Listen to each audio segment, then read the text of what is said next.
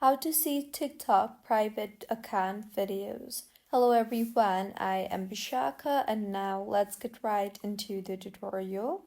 Unfortunately, but viewing private accounts without permissions violates TikTok's privacy policies and ethical guidelines.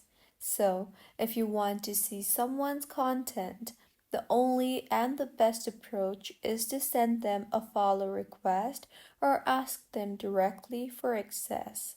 Once you have followed the private account and the follower follows you back, only then you will be able to view their photos and videos. I hope this video was helpful. We will keep you updated if TikTok releases any other alternatives. If you find this tutorial helpful, please like the video and do comment if you have any queries.